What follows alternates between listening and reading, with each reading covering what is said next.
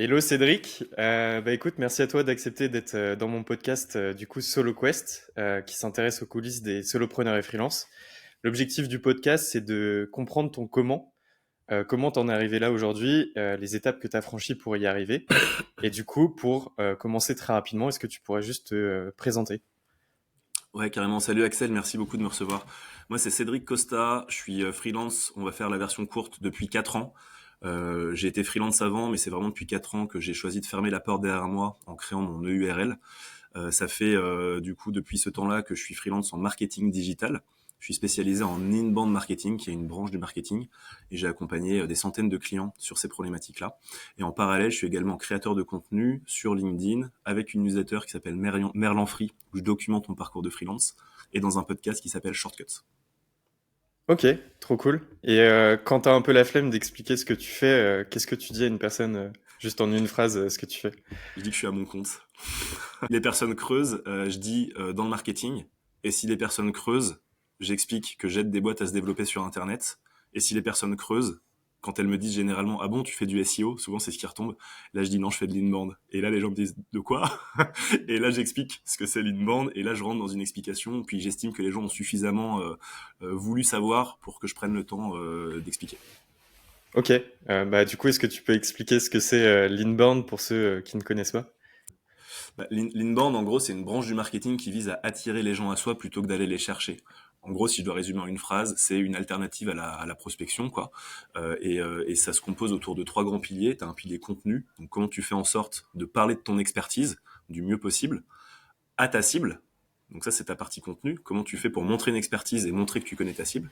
Une partie technique, où tu vas en gros profiter d'outils de marketing automation pour créer des séquences spécifiques qui vont envoyer le bon contenu au bon moment à la bonne personne.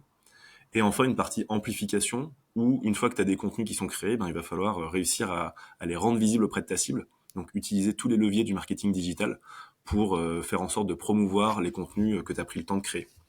En gros, c'est ça. Et c'est ces 3 parties-là qui font que quand tu arrives en rendez-vous avec des gens qui sont passés par ton parcours dans une machine in-band, qui ont été exposés à tes contenus, qui ont été exposés à ta personnalité, qui ont compris ton expertise, qui ont compris que tu faisais pour d'autres ce que tu prenais, et qui se demandent comment tu peux les aider, et ben en fait, quand tu es en rendez-vous avec ces personnes-là, généralement, t'as plus qu'à tendre le stylo pour signer le contrat. C'est ce que j'aime bien dire pour rigoler, mais c'est ce qui fait qu'aujourd'hui, tu vois, avec cette méthode que j'applique pour moi aussi, je close 60% du temps les prospects que j'ai en rendez-vous. Ok, trop cool.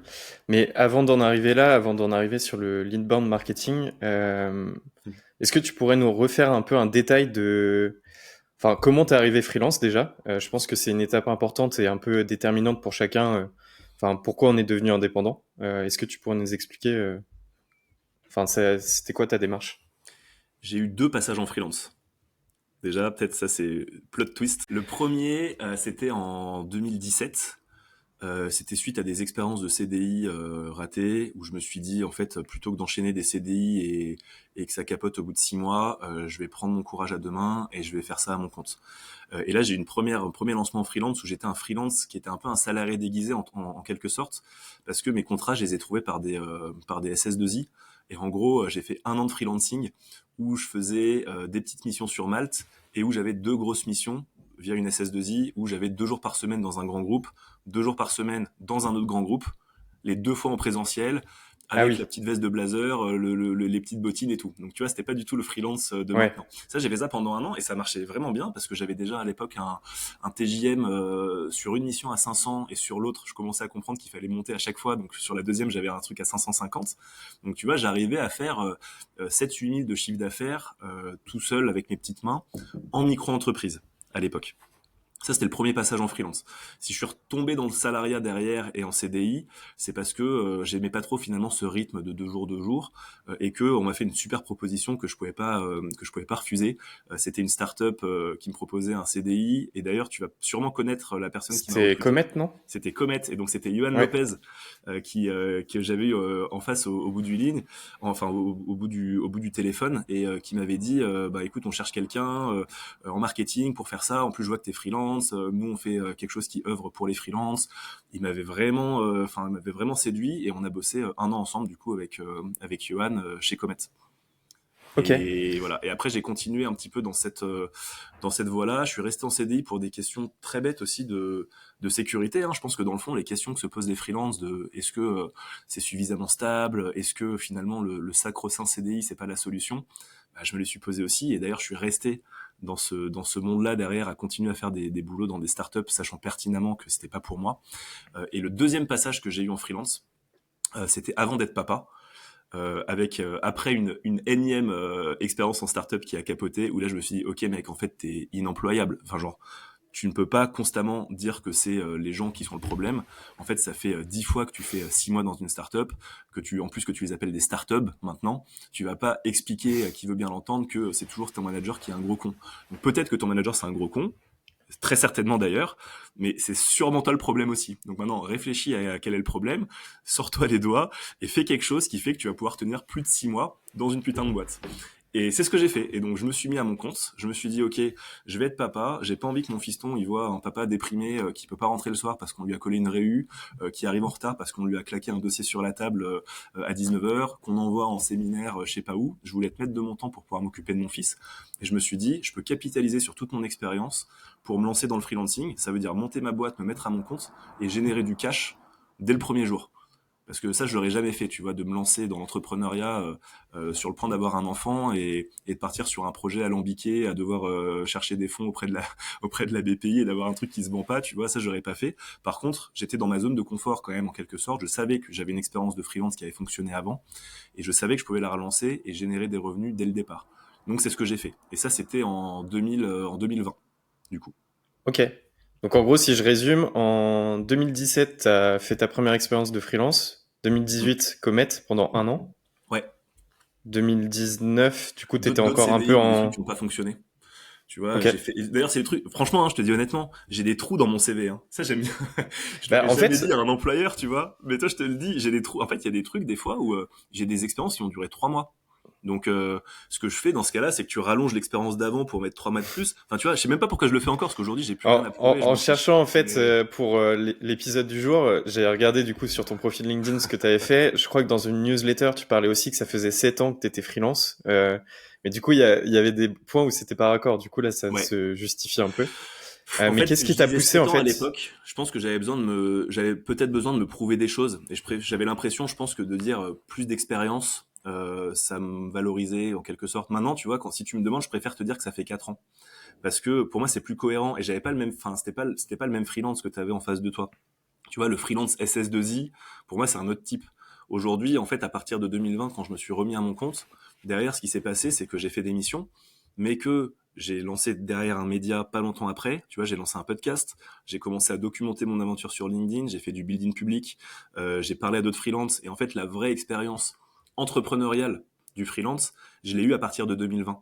Donc, si tu veux, je savais déjà trouver des contrats en 2017.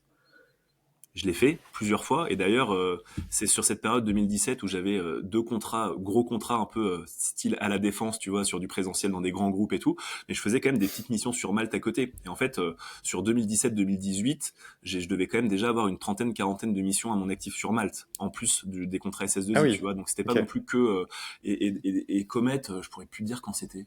Je sais plus. Franchement, je sais plus, peut-être 2018-2019. En fait, il y a Mais trop de trous. J'aime bien dire, tu vois, comment t'es arrivé en 2017 du coup à te mettre freelance? Enfin, qu'est-ce que tu faisais avant pour te dire ok, je vais tenter freelance? Bah, alors si, moi j'ai la chance quand même d'avoir eu toujours des gros postes en marketing dans des startups, tu vois, donc je pouvais valoriser Ok. ça. Si tu veux, j'avais toujours des postes de head of marketing, j'avais eu même des postes de CMO, head of growth, tu vois, des trucs un peu comme ça, qui d'ailleurs, honnêtement, valaient pas grand-chose. Enfin, très honnêtement, je cassais pas du tout des briques à cette époque.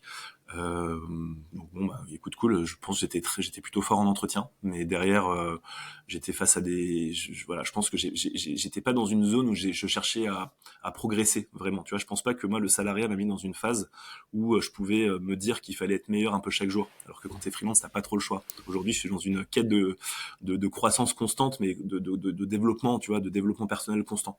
Je me repose pas sur mes lauriers, tu vois. Je considère à chaque fois qu'il me manque des choses. Et donc j'avais ce background quand même de poste un peu sexy en start-up qui était en plus à l'époque un monde un peu sexy, tu vois, la startup. Un peu moins aujourd'hui, j'ai l'impression, mais en 2017, Ouais. 2016, 2017, 2018, le côté startup nation et tout, c'est quand même un peu cool. C'est un peu cool. Et donc, avec ça, c'était facile de trouver des premières missions en freelance. Surtout que moi, c'est des gens qui m'avaient contacté. Je passais par des cabinets de chasseurs de tête à chaque fois pour trouver mes jobs en startup. Et j'avais un jour une SS2I qui m'a contacté en direct en me disant, mec, tu pourrais peut-être être freelance, tu vois.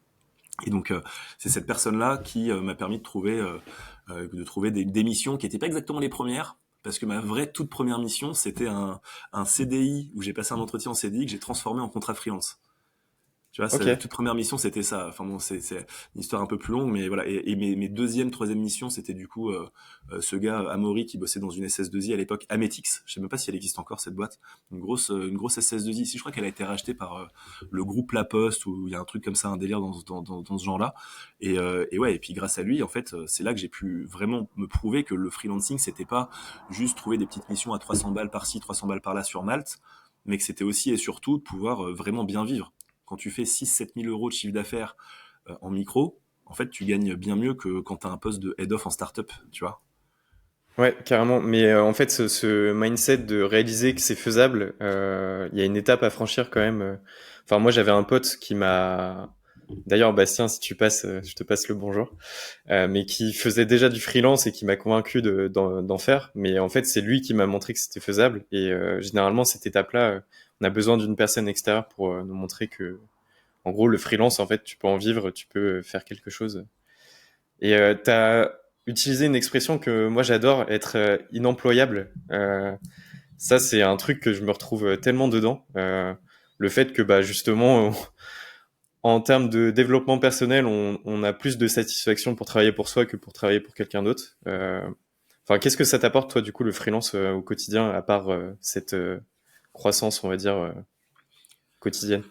Bah, enfin, déjà, moi, je pense, tu vois, je dis que je suis inemployable. Et j'aime bien cette expression aussi, et puis surtout qu'elle est, enfin, c'est réel. La vérité, c'est que je pense que j'étais une plaie pour les managers que j'avais à l'époque. Je me rends compte aujourd'hui même que j'étais pas très bon dans ce que je faisais, vraiment, tu vois, et que j'étais pas toujours le plus pertinent. Euh, je me demande si les managers que j'avais à l'époque se rendent compte que non plus n'étaient pas très bons avec le recul, parce que c'était aussi le cas. Tu vois, moi, avec 4-5 ans de recul, je peux me dire que oui, j'étais mauvais, mais eux aussi étaient mauvais. J'espère pour eux qu'ils ont pris conscience et qu'ils ont réussi tu vois, à aller dans la bonne direction, on va dire. Mais en tout cas, j'estime avoir réussi à aller dans la bonne direction après, en me secouant un petit peu. Et aujourd'hui, le freelance, ce que ça m'apporte, ben, moi, mon truc préféré, je pense, c'est d'être responsable de mes victoires et de mes défaites. Tu vois, il y a un côté où je suis joueur d'échecs pas à la base, genre, j'ai un tout petit niveau, mais j'ai beaucoup joué aux échecs gamins, je faisais des compètes, j'avais des coupes et tout. Je fais des arts martiaux. Et en fait, dans ces deux disciplines, ce que tu retrouves, c'est que pour progresser, il faut se faire éclater, tu vois. Genre, ça t'apprend à aimer la défaite si tu veux, parce que te faire éclater par quelqu'un de meilleur que toi aux échecs ou au jiu-jitsu brésilien, tu peux pas te dire que la personne en face, elle a eu de la chance. Tu vois, tu peux pas tout remettre sur un événement extérieur où l'univers t'a joué des tours. En fait, tu t'es fait éclater aux échecs parce que la personne en face elle est meilleure que toi. Au JJB, tu te fais éclater parce que la personne est meilleure que toi. Donc, tu as deux solutions à partir de là. Soit tu te dis, c'est trop nul, j'aime pas perdre, j'arrête tout. Soit tu te dis, comment je fais pour arriver à me rapprocher des personnes qui me battent. Donc, j'analyse un petit peu ma partie d'échecs, je progresse dans mon jeu en jiu-jitsu brésilien. Et ben, c'est pareil pour le freelancing. T'as des échecs, des missions qui fonctionnent pas en CDI. Tu te dis une fois, deux fois, je réessaye, je réessaye, je réessaye. À un moment, faut se rendre à l'évidence, faut se dire, ben, qu'est-ce que je peux faire pour progresser davantage. Peut-être que finalement, le problème, c'est pas le fait de vouloir travailler ou d'aimer le marketing, c'est peut-être le contexte. Peut-être que finalement, le freelancing sera plus approprié pour moi pour pouvoir prendre mes propres décisions, pas être micromanagé, avoir plus de temps et plus de liberté d'esprit pour penser à des choses. Tu vois, moi, je pense ce qui me plaît beaucoup dans le freelancing aujourd'hui, c'est en plus des clichés, hein, de la liberté d'emploi du temps, machin, c'est aussi le fait d'avoir de l'espace entre mes pensées. Si tu veux, j'ai pas constamment quelqu'un qui est en train de me coller aux fesses en me disant alors t'en es où, alors t'en es où, et que je suis en mesure de choisir Ouais. des clients qui ont conscience que ma zone de génie peut se situer à un endroit qui est pas forcément toujours repérable sur une carte en fait, tu vois, et que je vais avoir un côté où il y a des gens qui vont aujourd'hui choisir de bosser avec moi et qui vont avoir conscience que moi je bosse en asynchrone, en remote, que je vais avoir besoin de temps et que des fois c'est simplement le temps que je vais avoir pour faire germer une idée qui va avoir plus d'impact que si je t'avais déroulé un plan hyper carré sur Excel en termes de plan marketing. Et en fait, tu vois, tu Ouais, vas avoir carrément. des idées. Et les gens aujourd'hui, je pense que mes clients, ils ont compris ça et qui viennent pour un état d'esprit, des idées et un panel d'expériences que j'ai pu accumuler entre le monde de la startup et une centaine de clients accompagnés, qui fait que je peux très rapidement identifier le problème que tu vas avoir dans ta structure ou dans ton activité si tu es freelance, et te donner en fait des recommandations basées sur mon expérience et sur ce que j'ai vu dans toutes ces expériences-là pour te débloquer. Et donc en fait, ça permet de créer des déclics. Là où quand tu es salarié, on t'emploie pas pour que tu crées des déclics, on t'envoie pour que tu crées des PPT, tu vois, si j'exagère. T'as une bonne vision du salariat, ça fait plaisir. Et je précise, Euh, non, non, alors attends, par contre, je précise un non, truc. non, je Non, je plaisante, précise, moi, bien moi je sûr. suis pas du tout anti-salariat. Je sais que le salariat, c'était mauvais pour moi. Et encore, je ne crache pas dessus parce que peut-être que demain, j'y retournerai. Moi, je suis pas de cette catégorie de freelance qui va dire le CDI c'est nul, etc. Alors, forcément, un peu pour moi, parce que dans mon cas personnel, c'était pas ça qui m'a permis d'avoir une carrière pro épanouie. Mais tu as des gens qui sont très épanouis dans le CDI. Et moi, je veux pas dire à ces personnes-là, vous êtes nuls, passez freelance quoi qu'il en coûte. Bah non, en fait, il y a des gens qui kiffent ça. Pouvoir se pointer à 9 heures au bureau, partir à 17 heures. J'exagère volontairement, tu vois, sur les horaires de bureau, mais il y a un confort, en fait, dans les horaires de bureau. Le fait de pouvoir se Ouais. dire, j'arrive, c'est pas moi qui suis seul dans ma barque, c'est pas moi qui prends des décisions. C'est quelqu'un qui va me dire quoi faire. Alors oui, des fois, ça va être chiant, il y aura des réunions et tout. Mais à 17 heures, 18 heures, quand je rentre chez moi, j'ai plus rien à penser. C'est un confort, des fois, que j'envie Bah, quand auprès t'es en de mes vacances, t'es amis en salariés. vacances. Quand t'es en Tu vois? week-end, t'es en Bah ouais. week-end. On T'as parle de aussi des scale congés quand on est payés. Enfin, t'as freelance. pas mal de Ouais. bénéfices aussi du On CDI. parle de scale quand on est freelance, mais le scale, c'est quoi? Est-ce que c'est pas les congés payés finalement, le scale ultime? T'es en train de rien faire et t'es payé. Ouais, Et nous, on est en train de se casser la tête à vouloir créer des formations qui tournent toutes seules. T'es salarié, t'es en congé payé, t'es en train de scaler mieux que n'importe quel solopreneur à je sais pas combien de millions à l'année, en réalité, tu vois. Parce que t'es en carrément. scale infini pendant cette période-là. Parenthèse fermée. Carrément. Mais du coup, ouais. Enfin, là, du coup, t'as abordé un peu ton parcours en termes de freelance. Mais ça a été quoi ton parcours, là, par exemple, sur les 4 dernières années en tant que expertise? Là, aujourd'hui, tu fais de l'inbound marketing et tu fais sans doute d'autres trucs. Est-ce que ton positionnement a changé durant ces 4 ans? Est-ce que tu as un peu retravaillé enfin certaines choses? Est-ce que ton expertise a changé? Est-ce que tu Ouais. pourrais un peu développer ce que tu as fait sur ces 4 années de freelance? Il y a tout qui a changé. Il y a Ok. tout qui a changé. Déjà, Ouais, il il y y a des a, trucs à dire alors. ouais, il y a pas mal de choses à dire. En fait, en termes de positionnement, au départ, je faisais tout le marketing. Donc, tu pouvais venir me voir pour du B2B, du B2C, pour du web, du mobile, pour une petite entreprise, une grosse entreprise. Je faisais pas la fine bouche, je disais oui à tout. C'est en prenant plein de missions que je me suis rendu compte que j'avais quand même des sujets sur lesquels j'étais moins bon en marketing et des sujets sur lesquels j'étais meilleur. En fait, c'est en testant beaucoup de choses, en disant oui à beaucoup de missions, que je me suis rendu compte que j'avais des zones de génie à certains endroits et que j'avais des zones, honnêtement, où j'étais pas bon. Même vraiment fondamentalement pas bon. Et au début, j'arrivais à peut-être à me vendre un peu correctement pour pouvoir le faire. Et en fait, au fur et à mesure, je me disais, mais ça, faut que j'arrête de le mettre dans mon package parce que je suis pas bon là-dessus. Donc, enfin, soit faut que je me forme, mais c'est pas mon kiff. Soit il faut que je le sorte de là et que je me concentre sur d'autres choses. Au début, c'est difficile de se dire que tu laisses passer des propositions. Donc moi, quand je voyais quelque chose, même si je me disais pas que l'offre était parfaite, je me disais, il faut quand même y aller. Là, t'as pas le choix, faut aller faire du chiffre, faut aller faire des missions, faut prendre de l'expérience. C'est dur de fermer des portes. Et quand on se niche, donc ce que j'ai commencé à faire sur la partie marketing, j'ai commencé à me dire dans un premier temps, le B2C, je suis moins bon, c'est pas mon truc. Je préfère le B2B. Ensuite, j'ai commencé à me dire, parmi les canaux d'acquisition du marketing, tout ce qui est publicité payante, pas mon truc. Là où je commence à être pas mauvais, par contre, c'est sur tout ce qui est marketing automation, stratégie de contenu, etc. Et tout ce qui est organique, hors SEO. Je me suis dit, bah ok, en fait, on a l'inbound qui correspond à ça. C'était un moment où il y avait beaucoup de demandes en inbound marketing, ABM, demand gen, enfin tous ces termes un petit peu comme ça. Sur une cible B2B, j'ai fait plusieurs missions comme ça. Je me suis dit, ok, là, je suis pile poil dans la zone que j'aime. Je dis pas zone de confort parce que j'ai dû apprendre forcément plein de choses et l'inbound c'est hyper complexe. Enfin, il y a plusieurs branches, plusieurs piliers et donc il faut progresser sur les trois grands piliers qui vont être le contenu, la technique et l'amplification. Mais j'ai pu me nicher en tout cas sur l'inbound B2B. Ça c'est une première chose. Donc le positionnement a évolué en 4 ans. Deuxième chose, c'est que j'ai eu une évolution de cible. Au départ, je ciblais globalement quand même les startups parce que je venais d'un monde startup et c'était un milieu que je connaissais, si tu veux. Je connaissais les codes, je parlais la même langue que les startups avec tous les anglicismes, les KPI, le scale, le gros hacking, etc. Donc c'était facile pour moi de naviguer dans cet univers. Très rapidement, je me suis rendu compte, enfin très rapidement, ça a quand même pris 2 ans, mais je me suis rendu compte que je pense que j'avais plus de choses à apporter à des indés qu'à des startups. Entre-temps, faut dire que j'ai créé des médias sur le freelancing et que j'ai créé toute une audience et tout un écosystème de freelance avec qui j'étais en contact de manière régulière sur Internet, que ce soit sous des publications social media, dans les messages ou en échange des cafés visio, des choses comme ça. Et donc j'ai parlé à beaucoup de freelance. Et un jour, j'ai quelqu'un qui me dit, est-ce que ce que tu fais pour les boîtes, tu pourrais le faire pour moi? J'ai dit techniquement oui, sauf que moi demain si je cible les indépendants, je ne peux plus vivre du freelancing parce que ce que je vends à des dizaines de milliers d'euros à des startups, je suis pas sûr que tu aies ce budget-là pour que je puisse te proposer de te créer ta machine inbound en tant qu'indépendant. Mais ça m'a quand même fait réfléchir, et donc ça c'est la dernière chose, c'est que j'ai changé de positionnement, changé de cible, et j'ai changé d'offre en fait. Et c'est que j'ai de plus en plus, je suis passé d'accompagnement individuel pour des startups à un portefeuille diversifié un petit peu d'offres où j'ai testé pas mal de choses. Ça, c'était surtout sur l'année 2023. Je fais beaucoup de tests. J'ai commencé à me dire comment je crée une offre qui est compatible pour les indés. Donc, comment est-ce que je peux faire en sorte que les indés puissent créer leur machine inbound, que ce soit rentable pour moi et que ce soit abordable pour eux. Et en fait, là, il y a eu plusieurs solutions. Et il y a des solutions qui étaient de l'ordre de je crée une formation en asynchrone basée sur mon expertise. Donc ça, c'est une des premières choses que j'ai faites. Spoiler, en 2023, ce petit produit que je crée, il me ramène 5 000 euros de revenus, donc on peut pas du tout dire que c'est une victoire. Mais en tout cas, c'est un premier effort vers un peu du scale et vers le fait de décorréler son temps de ses revenus. Et deuxième chose, c'était, mais en fait, peut-être que le format bootcamp est cohérent. Parce que le format bootcamp, je vais pouvoir partager mon expérience à plusieurs personnes en même temps.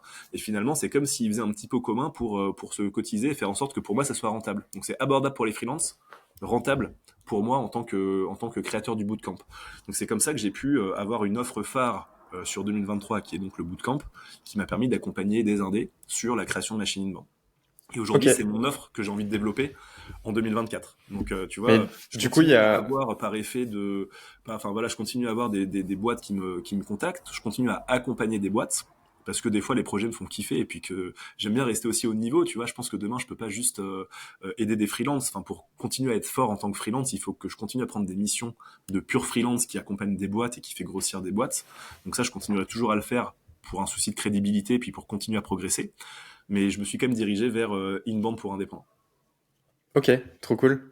Mais t'as dit un truc ultra intéressant, c'est que il faut en gros enfin pas se diversifier, mais en tout cas prendre tout ce qui vient à un moment donné pour savoir où est notre zone de génie. Enfin, j'aime pas trop l'expression, mais c'est un peu ça quand même. Moi, j'ai fait pareil pendant une année où finalement j'ai pris pas mal de missions, je suis monté en compétence sur pas mal d'outils différents et sur pas mal de trucs différents pour finalement me nicher après cette année-là. Où j'ai trouvé en fait là où j'apportais beaucoup de valeur pour mes clients. Et du coup, ça permet de. Mais il faut quand même tester au maximum pas mal de choses pour savoir là où en fait on est bon. Donc ça, c'était le premier point ultra intéressant, je trouve. Après, le point intéressant quand même, enfin tu l'as dit, c'est, enfin t'as abandonné le B2C, t'as fait du B2B, tu t'es intéressé aux indépendants. C'est quand même un gros changement, je pense, en termes de chiffre d'affaires ou en tout cas en termes de risque, puisque bah, les indépendants, ils n'ont pas les mêmes moyens forcément que les entreprises. Euh, du coup, tu resterais sur un format bootcamp là sur l'année 2024 ou t'as d'autres idées Parce que tu disais aussi dans un de tes contenus, je sais plus si c'est ta newsletter, que tu as testé une dizaine de revenus. Donc c'est ce que Mhm. t'expliquais, ce que tu as testé en 2023. Tu as fait de l'accompagnement one-one, du consulting au TJM ou au taux horaire, de l'apport d'affaires, du sponsoring aussi via tes contenus. Enfin, j'en oublie plein, mais du coup, le bootcamp, c'est le seul format qui t'intéresse aujourd'hui, ou en tout cas que tu aimerais pérenniser sur 2024. Alors ouais, je commence par répondre réagir à une des choses que Oui, tu as j'ai dit. posé beaucoup de questions, Non, hein, non, non, désolé. t'inquiète, j'ai tout en tête et je sais ce que je vais te répondre à tout ça, mais sur le fait que ça change le chiffre d'affaires en fait de cibler des indés versus des boîtes. En fait, non. Et en fait, le truc c'est que les boîtes vont avoir plus de budget, certes. Donc tu vas pouvoir faire une année en gros, tu vois, en accompagnant des boîtes, tu vas pas forcément avoir besoin d'accompagner 15 boîtes, enfin si, alors, pour le coup peut-être 15, mais tu vas pas avoir besoin d'accompagner 100 boîtes dans l'année pour faire ton chiffre. Tu vas avoir besoin de, grosso modo, tu vois, de 10 contrats à 10 000 balles, tu vois, ça te fait une année à 100 000 euros de chiffre d'affaires. Donc si tu as 10 clients à 10 000 euros sur des accompagnements pour des boîtes, tu peux te dire que c'est par exemple un accompagnement de 3 mois à 3 000 balles. À peu de choses près, tu as 10 clients comme ça. Tu peux vivre convenablement si on met un seuil aux 100 000 euros de chiffre d'affaires. Bon bah pour les indés, c'est juste qu'il te faut un peu plus de clients parce que les enveloppes sont un peu plus basses. Par contre, c'est pas à toi que je vais l'apprendre, mais il y a de plus en plus d'indés qui cherchent à progresser, qui cherchent à aller plus loin, qui eux-mêmes génèrent beaucoup de revenus et qui vont vouloir se payer des prestations haut de gamme pour accélérer dans leur business. Et en gros, tu vois, un format comme le format bootcamp, aujourd'hui, bah, c'est quelque chose qui a les premières promos, la première promo elle était à 1500 euros la place. Maintenant, après c'était 2000, maintenant c'est 2005. Et globalement, quand tu as une cohorte, on va dire en moyenne de 5 personnes, bah ça fait que tu fais ton mois et que moi mon bootcamp il dure 4 semaines, tu fais ton mois. Alors c'est beaucoup de boulot, t'as des lives, t'as un suivi asynchrone, enfin moi je propose beaucoup de choses dans le cadre du bootcamp, mais non, tu peux en vivre de la même manière. Ça c'était une chose. Deuxième chose, c'est sur le parcours du freelance en général. Je pense que c'est un classique, tu vois ce que je t'ai raconté sur freelance généraliste qui se niche, c'est une étape classique, tu vois, on va dire ton année Ouais. 1. Si j'essaie de résumer un peu, ce sera pas valable pour tout le monde, mais en tout cas c'est mon cas personnel. Année 1, tu fais le généraliste. Année 2, tu te niches. Pour moi, l'année 3, c'était l'année de la diversification. Donc t'en as parlé, j'ai fait 10 000 trucs, mais en vrai, je me suis éparpillé.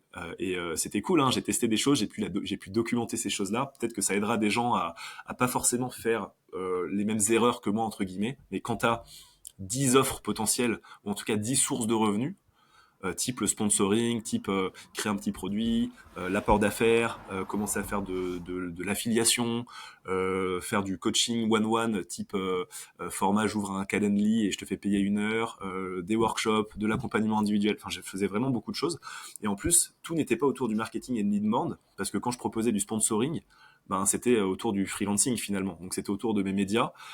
Tu repars à zéro en termes de comment tu arrives à vendre ton offre alors que tu as déjà des années dans les pattes où tu as réussi à monter ton TJM, tu Ouais. te retrouves à te faire négocier tes tarots parce que ton audience elle est pas suffisante et tout. En gros, c'est un autre game et c'était cool. Hein. J'ai pu faire, tu vois, en sponsoring, je crois que j'ai plus le chiffre exact.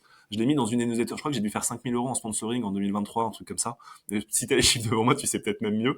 Attends, je vais te dire. Il me semble avoir lu que tu avais fait 15 000 en sponsoring en tout, Au total, ouais, au au total. Mais en total.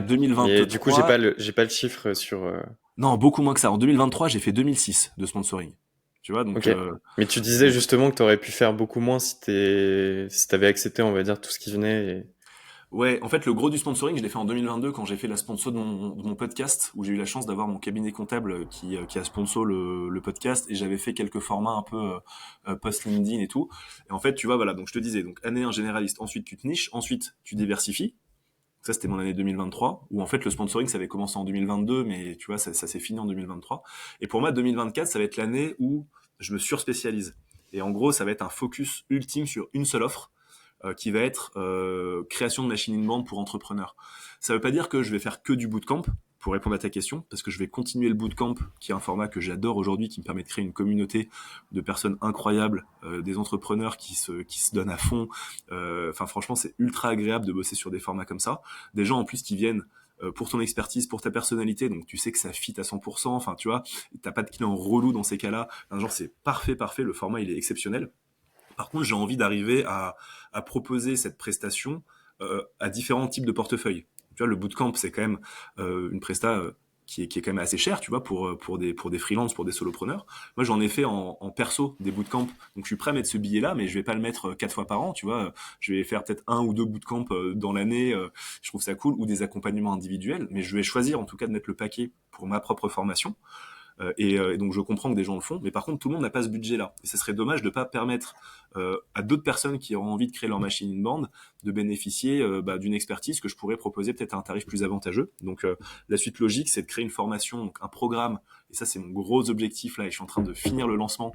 Peut-être que quand l'épisode sortira, ça sera déjà lancé. Je vais lancer début février, mi-février au plus tard, un programme un peu hybride de formation où tu auras des cours en ligne, un suivi asynchrone, des lives et une communauté, et où tu pourras payer moins en fait pour accéder à ce programme-là que si tu fais le bootcamp. Et à côté de ça, je vais également proposer une offre premium pour des personnes qui veulent que je leur fasse un suivi individualisé pour aller co-créer en fait leur machine bande de A à Z. Donc tu auras un peu le classique, hein, Ok. une offre petit budget, moyen budget, gros budget, en gros. Donc tu auras ça. Mais tout concentré autour de la machine inbound. Et le sponsoring, j'en ferai plus. Donc ça, je l'ai annoncé dans une dernière newsletter, c'est que à moins que j'ai une boîte qui vienne me dire ok, on veut vraiment bosser avec toi, on a un vrai budget et puis ça peut te mettre une vraie ligne de revenus, puis en plus on te laisse toute la liberté créative, etc. Enfin tu vois, chose qui probablement n'arrivera pas cette année, je le ferai. Mais par contre, je vais pas aller, moi, commencer à chercher des sponsors, passer du temps à créer des encarts de newsletters sponsorisés, machin. Je me dis que mon vrai levier de croissance, il va être sur, je reste focus sur le concept de ma machine inbound et d'aider les indés à créer la leur. Je vais proposer 3 offres à trois tarifs un petit peu différents et je vais charbonner uniquement sur ça. Donc pour moi, c'est l'année de la focalisation sur une offre spécifique. Après avoir fait généraliste, niché, diversifié, je serais aujourd'hui plus un entrepreneur freelance focalisé, j'ai envie de dire. Ok, mais t'as dit un truc, en gros, en fait, finalement, enfin, je sais plus comment on le dit, mais c'est faire pour les gens, faire avec eux, ou alors les aider à faire. Enfin, toi, t'aurais ces différents niveaux d'accompagnement. Est-ce que tu pourrais nous donner un peu tes chiffres sur tes années de freelance et Ouais. un peu la répartition de tes revenus potentiellement sur enfin, aussi le temps passé, parce que je trouve que c'est assez important. Est-ce que tu as certaines lignes de revenus où finalement tu as passé beaucoup de temps et finalement très peu de ROI, enfin de retour sur investissement? Est-ce que tu pourrais nous donner un peu plus de détails sur tout ça? Ouais, carrément. Alors j'ai mon tableau de 2023 devant moi. Ok, trop Euh, cool.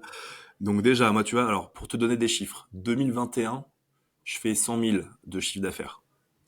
2022, je fais 100 000 de chiffre d'affaires. 2023, je fais 85 000 de chiffre d'affaires. J'ai une baisse de chiffre d'affaires liée à un sujet perso dans ma vie, voilà, dont je ne vais pas parler, c'est pas le but là pendant le podcast. Et en tout cas, sur 2023, donc pour prendre la répartition des sources de revenus, je vais être sur, tu vois, je vais avoir 25% de consulting. Donc quand je dis consulting, c'est du TJM, donc en gros de la mission facturée à la journée. Je vais avoir 10, 10% d'advisory. Moi, quand je dis advisory, c'est de l'accompagnement individuel, mais où juste on va fonctionner en termes de session. Donc c'est un peu, tu vois, tu vas chez ton médecin ou tu vas chez ton ostéo. Ok, Bon, bah, tu me bookes 1 heure par-ci ou 2 heures par-là. Donc moi, j'ai pas de boulot avant, pas de boulot après. Tu vois, c'est vraiment en session que tu m'exposes tes problèmes, qu'on les traite. Donc c'est ça pour moi la différence entre l'advisory et le consulting. Où le consulting, tu vas plus avoir selon moi un suivi. Tu vois, je vais avoir mon dossier avec tous les docs, on va faire des points réguliers, ce genre de choses. Là où dans l'advisory, ça peut être une personne qui te prend une session, il n'y a pas de suivi parce que tu la vois qu'une fois la personne, tu vois. ouais, Donc carrément. ça va être ça. J'ai tac tac tac, j'ai 5%, 6% d'apport d'affaires, 3% de sponsoring, 5% de vente de formation de produits digital et j'ai 40% de bootcamp. Tu vois, donc en gros Ok, c'est un peu ça le, sachant que le bootcamp c'était l'offre phare que je voulais lancer en 2023 que je me suis fait accompagner pour créer mon bootcamp dans un bootcamp.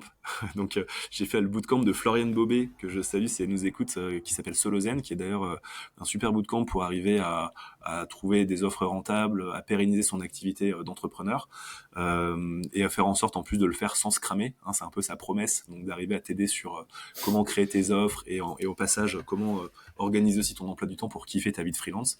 Et c'est pendant son bootcamp qu'on a conçu le mien en fait, qui est aujourd'hui le bootcamp Machine Inbound, où j'aide des entrepreneurs à développer leur machine. Et donc ça c'est l'offre que j'ai créée en 2023, et j'ai fait, tu vois, en 2023 3 promos de bootcamp. ok. 3 promos de bootcamp, Trois et là promos j'ai la de combien de quatrième qui est en personnes? cours début 2024. Il y avait combien de personnes dans chaque promo? Il y avait en moyenne 5 personnes, donc au total, tu vois, sur le bootcamp en 2023, j'ai eu 17 personnes pour un total de CA, tu vois, de 31 000 euros, 31 500 euros. En soi, c'est bien comme format, justement 5 personnes, parce que les bootcamps, c'est généralement plus, enfin une dizaine de personnes, un peu plus. Ce format-là te permet d'avoir un peu plus de one-one et de temps passé par la personne et de valeur ajoutée pour chacun qui est assez incroyable. Mais du coup, c'était quoi le temps passé finalement sur chaque ligne de tes revenus? Euh, Enfin, Alors ça, enfin là, tu viens de donner ouais, le pourcentage finalement de ton chiffre d'affaires pour chacune, mais ouais. c'est quoi le temps passé versus le... C'est intéressant comme question. Je t'avoue que j'ai pas fait cet exercice, donc je vais te le faire un peu au pif. Mais en gros, le consulting, c'est une journée égale X, tu vois. Donc, consulting, moi, je suis à 1000 euros de TJM, donc une journée me rapportait 1000 euros, grosso modo. Je peux te dire ceux qui étaient les moins rentables en termes de levier, c'est clairement le sponsoring. Parce que le sponsoring, même si j'ai pas passé beaucoup de temps dessus, ça m'a tellement pas rapporté que c'était pas rentable. Tu vois, ne serait-ce que passer 2 heures avec quelqu'un à faire des mails de est-ce qu'on met ça comme message ou pas, finalement c'était pas rentable pour le tarif que ça me rapportait. C'est aussi pour ça que j'ai choisi de couper cette ligne-là. Dans ce qui était pas rentable non plus, mais ça je l'accepte, c'était la formation. Parce que créer mon Ouais. produit digital, franchement, je pourrais pas te dire combien de temps j'ai passé dessus, mais ça vaut clairement pas les 5000 euros que ça m'a rapporté, tu vois. Ça vaut clairement pas. Par contre, je pense que c'est quelque chose sur lequel j'ai réussi à faire levier derrière, parce que la petite formation que j'ai créée derrière, tu vois, tu peux la donner ou l'inclure dans un package quand tu fais une session d'advisory one-one. Tu peux l'inclure, et je le fais aujourd'hui, je l'inclus dans le bootcamp. Tu vois, donc quand tu prends le bootcamp, tu as accès à la formation. En fait, et puis surtout que ça m'a permis de centraliser tout mon savoir. Si tu veux, ça m'a permis de mettre 3 années de freelancing et d'inbound marketing, enfin d'accompagner plus de 50 clients dans un truc. Donc même si j'ai pas réussi à bien le vendre, peut-être que j'ai probablement plein de soucis, peut-être de prix, de page de vente, de tout ça, mais en tout cas, j'ai créé le produit qui m'a permis de mettre sur le papier tout mon savoir, ou en tout cas les grandes lignes de mon savoir en inbound. Et ça, c'était chouette. Donc même si c'était pas du tout rentable, c'est quelque chose que je referai et que j'inviterai les gens à faire, tu vois, de créer une formation. Et d'ailleurs, ça m'a donné envie, ça m'a donné Mais l'impulsion de faire la V2. oui, là, tu Je vas vais faire refaire une demain. formation. T'as dit tu allais lancer une formation là, du coup, au mois de février. Est-ce que Ouais. c'est pas aussi le format bootcamp qui t'aide aussi à faire une meilleure formation après par la suite? Bah de ouf, bien sûr. En fait, pour moi la formation, j'ai un avis très tranché dessus, c'est que tu fais pas une formation quand t'as pas d'expérience. Bah, en fait, ça paraît logique dit comme ça, mais pourtant t'as quand même des Oui, gens qui se disent je vais lancer une formation en premier. Je comprends pas. En fait, pour moi c'est des années de conseils, c'est des années d'accompagnement, c'est une expertise que t'as développée au fil du temps, où tu t'es renseigné, où tu t'es trompé, où t'as changé ton fusil d'épaule, qui font que derrière tu vas pouvoir dire aux gens bah je pense maintenant avoir l'expérience et la crédibilité pour te dire une méthode qui fonctionne. Je dis pas que c'est la méthode qui fonctionnera pour tout le monde, mais en tout cas, pour moi, elle a fonctionné. Pour X personnes que j'ai accompagnées, elle a fonctionné. Je te la propose là. Maintenant, t'en fais ce que tu veux. T'es pas obligé de me suivre. Moi, j'ai pas la science infuse non plus, mais en tout cas, je te propose quelque chose qui est fonctionnel. Je te dis juste que c'est fonctionnel. Si tu fais bien les étapes que je te propose, je te raconte, logiquement, t'es censé arriver à un résultat. Voilà. Après, moi, je le précise, que ce soit pour les formations ou pour le bootcamp, je dis toujours, je suis pas magicien, je suis pas ta daronne. Donc moi, je suis pas là pour te coller aux fesses et te dire est-ce que tu as fait tes exercices. C'est censé être toi qui prends l'impulsion de vouloir faire des choses pour ton business. Et ce que j'ai fait moi dans les bootcamps auxquels j'étais en tant que participant, bah, c'est que tu as un programme et tu appliques ton programme pour toi. Et aujourd'hui, ce que font les gens qui viennent dans mon bootcamp, c'est ça, c'est qu'ils prennent la matière, ils prennent les conseils, ils prennent l'énergie d'un groupe et ils appliquent pour leur business, tu vois. Chose que je n'aurais pas pu faire si j'avais continué à bosser par exemple trop avec des grosses boîtes. Parce que les grosses boîtes, pour moi, ce qui était compliqué, c'était que des fois, ça n'avançait pas assez vite. Alors qu'aujourd'hui, en étant sur une cible freelance solopreneur, je suis face à des gens qui ont le même mindset que toi et moi, en fait, si tu veux. ouais, Donc, on est responsable de nos victoires, de nos échecs. On va pas mettre la faute sur quelqu'un d'autre si ça fonctionne pas. Et surtout, on va s'activer pour faire bouger les choses. Tu vois, et donc je suis face à des gens comme ça. Et eux, ils sont capables de récupérer la matière que je leur propose et d'en faire des chocs à pic, tu vois. carrément. Mais même moi, il y a des boîtes qui me disent que je suis trop rapide parfois sur les sujets qu'ils me demandent. Parce que justement, t'es indépendante, t'aimes que ça aille vite, et eux, de leur côté, ça va un peu moins vite. Mais du coup, pour rebondir sur les bootcamps, toi, t'en as fait deux, il me semble. Enfin, t'en as peut-être fait d'autres, mais je sais que t'as fait ces deux-là. Ouais. T'as parlé de bootcamp de Solo Zen de Florian Bobé. Bobé, j'avais oublié le nom. Euh, Ce bootcamp-là, il était plutôt orienté business. T'as fait un autre bootcamp qui est celui de Thibaut Louis, Solo Media. Ouais. Alors ça, c'est ultra cool puisque moi, j'ai fait le bootcamp de Thibaut, le bootcamp Gothistan, là, en fin d'année. Ok. C'était très, très cool. Euh, En gros, ce que je veux dire, c'est que en soloprenariat, il y a deux casquettes généralement. Enfin, c'est un peu la différence par rapport au freelancing, je trouve. C'est que tu as ton expertise, donc c'est un peu ce que tu as fait via le bootcamp SoloZen, de challenger tes offres, challenger ton business. Et tu as aussi ton média. Donc ça, c'est le deuxième bootcamp que tu as fait. Euh, Toi, aujourd'hui, tu as beaucoup de trucs différents quand même. Tu as deux newsletters, Merlan Free, James Inbound, tu as ton site internet sur lequel tu as pas mal de contenu et qui est ultra qualitatif.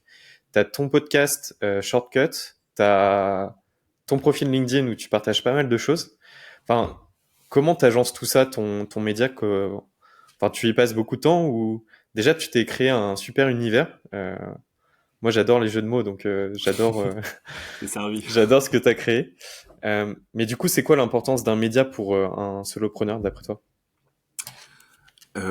Ok, dans ta question, il y a plein de choses hyper intéressantes. L'avantage du média, je pense que ça, on va le faire très vite. Bon, bah, c'est de créer une audience et c'est de pouvoir faire levier sur une audience. En gros, quand tu crées un média, tu es en train de penser une croissance qui est pas linéaire, mais qui va être plutôt exponentielle. Ça, c'est un truc intéressant sur le média. Mais plutôt que de dire l'importance du média, je vais surtout te dire comment, enfin, pourquoi c'est important de pas forcément partir dans tous les sens quand tu crées ton média. C'est un peu une erreur que j'ai faite.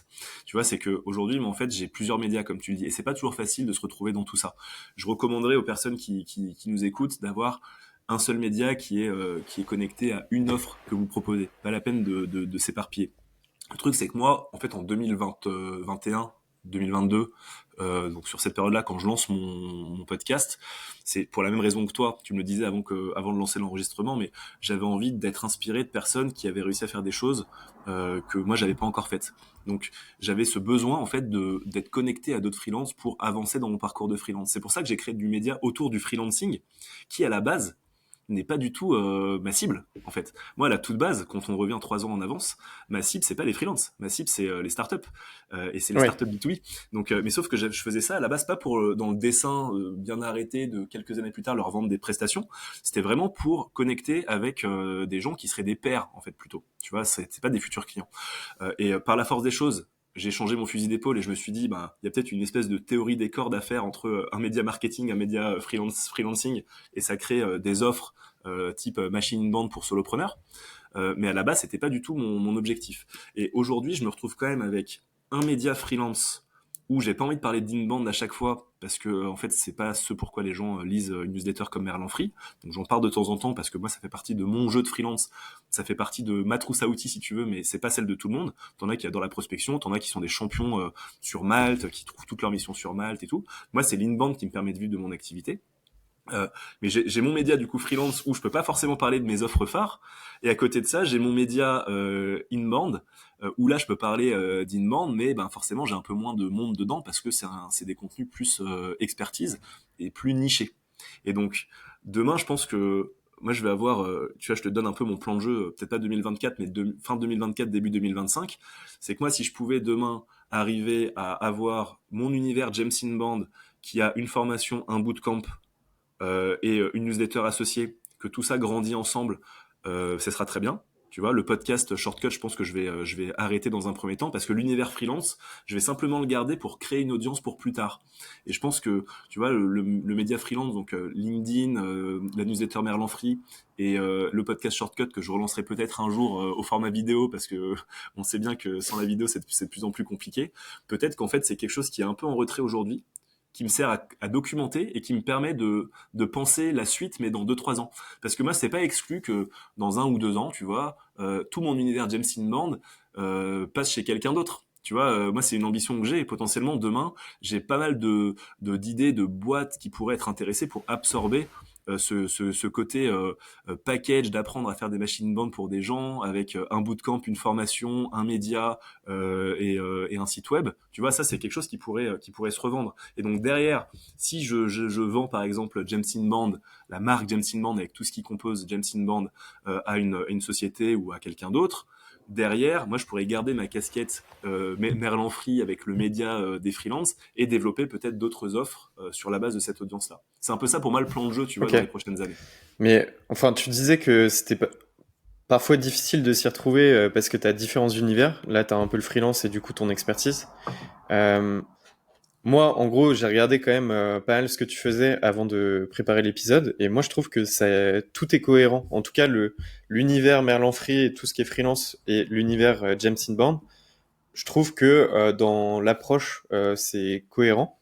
Et moi, j'adore l'univers que tu as créé. Enfin, comment tu as créé ces univers-là Est-ce que tu as été aidé pour le branding, enfin pour les jeux de mots, j'imagine que ça vient de toi. Mais Ouais, enfin, je trouve que ouais. tu as un sacré univers et est-ce que c'est venu avec le temps ou c'est vraiment dès le départ tu voulais créer un univers on va dire de cette ampleur? C'est une bonne question. Je me reprojette un peu en arrière. Je pense que la première fois que j'ai fait appel à quelqu'un pour quand on parle d'univers, donc enfin, pour une identité visuelle, c'était pour mon podcast. Parce que je me suis dit, si je lance un podcast, je vais pas enfin je veux pas faire un truc moche quoi. Je voulais faire un truc vraiment très cool. Et j'avais pour ma première année de freelance du coup encore j'avais encore du pôle emploi, des choses comme ça. Je me suis retrouvé avec beaucoup de trésor en fait. Et je me suis dit cette trésor, ça peut être cool de profiter d'avoir de la trésor pour l'investir et commencer à faire levier dans des projets qui pourront grandir en même temps que mon expérience de freelance. C'est comme ça que j'ai lancé Shortcut à la base. Et je me suis dit, je peux me permettre même de mettre un billet sur Shortcut. Et donc, je me suis offert une identité visuelle, des illustrations pour chaque épisode, du montage de qualité, du matos, etc. Tu vois. Et donc, la première identité visuelle, c'était ça. Ensuite, c'était James Inbound, où je me suis dit, là, il y a un truc à faire sur la partie inbound. J'aimais bien ce jeu de mots, James Inbound, je trouvais ça fun. J'aime bien Moi, forcément, tu vois, j'adore. l'univers de l'espionnage et tout. Enfin, moi, j'adore ce genre de films, les James Bond, les bureaux des légendes, les trucs d'espions. Enfin, je kiffe ça. Puis, je trouvais ça drôle, quoi. En plus, James Inbound, je me suis dit, il y a plein de trucs à faire.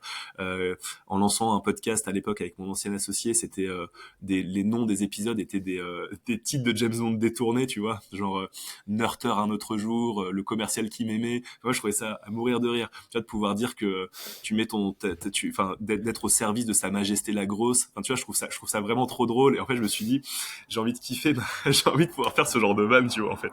J'ai envie de pouvoir faire des blagues. Et demain, si les gens aiment pas mes blagues, ben, tant pis, tu vois. Ce sera pas mes clients et ce sera pas des gens qui me contacteront, mais je sais que ça attire d'autres personnes. Je pense que le croisement entre une expertise, donc le fait que les gens savent qu'ils vont progresser avec toi, et en plus un peu d'humour ou de personnalité qui font que les gens savent qu'ils vont passer un bon moment, c'est ça qui fait que à compétence égale, bah, tu vas choisir la personne avec qui tu passes un bon moment. Surtout nous en tant que free, on n'a pas envie, tu vois, on a quand même envie de kiffer notre vie, quoi. On a envie de on a envie d'apprendre Ouais, carrément. en s'amusant et tout. Donc c'est pour ça que les formats bootcamp, je pense, fonctionnent très bien. Mais tu vois, pour finir sur ta question sur les identités, c'est que ça a commencé comme ça. Et après, en fait, je me suis aussi formé un peu dans un sens parce que, enfin, formé. Je me suis formé à Canva, quoi, on va dire. Et une fois que tu as une charte graphique avec X couleurs, des polices et ton logo, derrière, tu peux décliner un peu de ton côté. Et je me suis formé aussi un peu à Midjourney pour, tu vois, pour faire des visuels où Ouais, maintenant je peux mettre James j'avais Bond vu dans que ton certaines. podcast avait fait faire les premières images par des personnes et après les dernières par Ouais. Midjourney, justement. Après, c'était une question de budget en fait, parce que je payais 250 euros par illustration.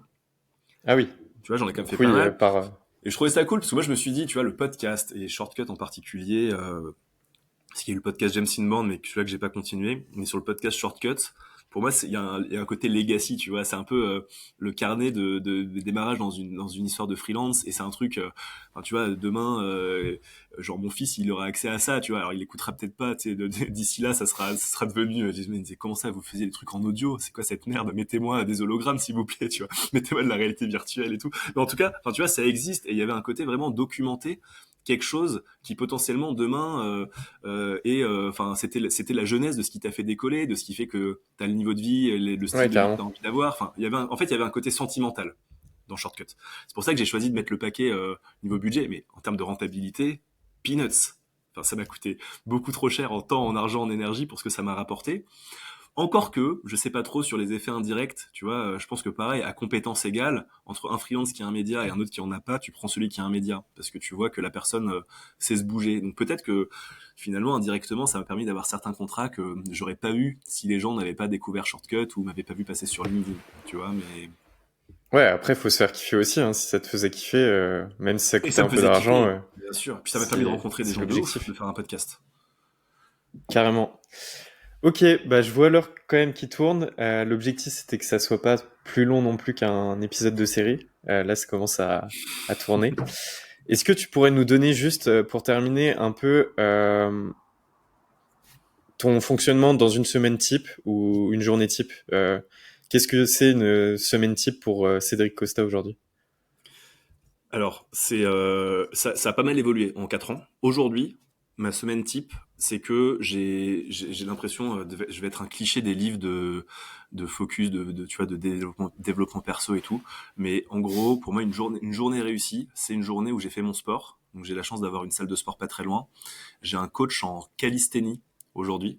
Donc, Ok, c'est tout trop ce qui cool. est poids de corps, donc traction, dips, pompe et tout, à distance. Un truc trop chelou, j'ai une ligne WhatsApp avec mon coach en calisthénie. Je peux lui envoyer des vidéos de si je fais bien mes tractions et tout. Donc ça, j'ai 4 séances par semaine et donc une bonne journée, c'est commencer par ça. Après de prendre une douche où je finis par du froid, j'en parle pas, mais tu sais, je vais pas faire le cliché de la douche froide, mais en vrai, il y a un peu de ça, tu vois. Et moi, je kiffe. Et ça, je fais ça depuis plus de 6 mois, et ça me met dans un état d'esprit de ouf. Et derrière, je me fais deux blocs de 2-3 heures en fait dans la journée. Tu vois, deux blocs de 2-3 heures. Et moi, j'ai une particularité, et ça fait le lien avec mon sujet perso de 2023, mais c'est que je suis séparé je suis papa et je suis séparé de la maman de mon fils. Donc j'ai une semaine où j'ai mon fiston, où je vais adapter ma semaine pour pouvoir faire en sorte de faire un peu moins et de garder un maximum d'énergie pour lui. Donc mes journées seront un peu plus courtes sur la semaine où j'ai mon fils. Et à l'inverse, la semaine où je l'ai pas, là je vais pouvoir avoir des journées un peu plus longues. Donc globalement, quand j'ai mon fiston, je vais faire 2 blocs de 2 heures dans la journée, mais en deep work et en étant très concentré sur des choses précises qui vont faire avancer mon business. Et la semaine où je l'ai pas, je vais faire 3 heures, 3 heures. Et puis après, sinon, bah, c'est ça, c'est faire mon sport au départ et essayer de faire en sorte d'œuvrer sur des sujets où je suis pas en train de m'éparpiller. Aujourd'hui, j'ai vraiment compris ça. Là où en 2020, enfin les 3 premières années, je faisais beaucoup de tâches qui étaient pas utiles. Aujourd'hui, je commence à apprendre à les déléguer un peu, ou à les supprimer, ou à les déprioriser. Maintenant, je reste concentré, tu vois, là sur mon objectif de 2024, c'est de lancer ma formation. Ben, mes blocs de taf, ils vont en direction de cette formation. Ils sont pour mes clients, ils sont pour vendre ma prochaine édition de bootcamp. Ça va être pour faire mes lives, des trucs comme ça, mais c'est que des choses qui ont un impact direct sur mon business, présent ou futur. Soit parce que je suis sur les Ok. clients et que ça permet de générer des sous, soit que je suis en train de concevoir l'offre qui pourra me faire péter en 2024. Et de toute façon, si on s'organise bien, en soi, on peut réduire nos journées et gagner plus. Enfin, il y a plein de manières d'être plus efficace dans nos journées. Et après, juste Ok. un disclaimer quand même, tu vois, Axel, je te coupe, mais sur la partie, enfin là, tu vois, les gens qui écoutent, ils pourraient dire, ok, le mec, il bosse 4 heures par jour. Tu sais, je te dis 2 blocs de 2 heures. Mais une réalité qu'il faut quand même avoir en tête, c'est que ça, c'est les heures où je suis le cul sur ma chaise devant mon écran. Mais euh, tu penses toujours à ton business quand tu as monté ta boîte. Et je Carrément. suis constamment en train de m'envoyer des notes à moi-même. J'ai une conversation WhatsApp en solo. Genre, le mec est fou. Tu vois, conversation WhatsApp en solo pour écrire quand je pense à une idée. Toutes les semaines, je vais trier ces notes. Avant de dormir, j'ai des idées, je vais les noter. Des fois, avant de dormir, je pense à une tâche qu'il faut que mon cerveau il exécute un peu en fil rouge. En fait, tu vois, t'as le temps passé où tu pourrais te dire 4 heures par jour. Ok, le mec, enfin, tu vois, t'as ceux qui te diraient c'est génial, il travaille pas, il gagne beaucoup. T'as ceux qui te diraient comment il fait, c'est un branleur. Mais la réalité, c'est qu'en fait, ces 4 heures, je pense pas que tu puisses dire que je bosse 4 heures par jour. T'as le temps passé devant ton ordi et t'as le temps où t'es en train de travailler indirectement parce que t'es en train de marcher et d'avoir des idées. Et surtout quand tu te considères aussi comme toi ton propre client, il y a des moments où tu travailles sans même t'en rendre compte. Et je pense que c'est très Ouais. difficile de quantifier le temps passé Mais et de c'est le mettre une problème de la rentabilité création horaire. de contenu, je trouve. C'est on passe beaucoup de temps finalement à réfléchir à nos contenus et ce temps-là, on le considère pas un peu comme du temps de travail.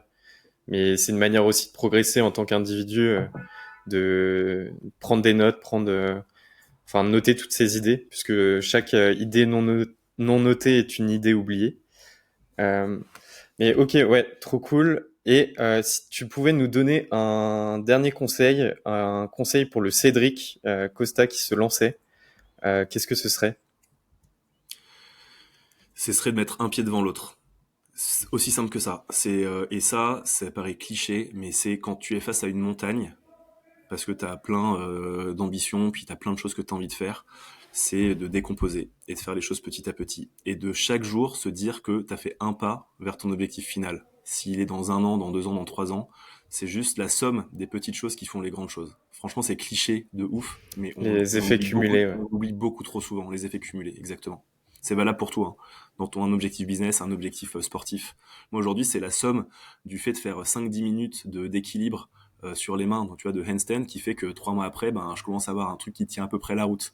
Voilà. Et que dans 2 ans, potentiellement, on refera ce podcast et je serai sur une main à l'envers pour répondre à tes questions. Tu vois. C'est la Ah somme des bah, petites choses. j'aimerais bien voir ça.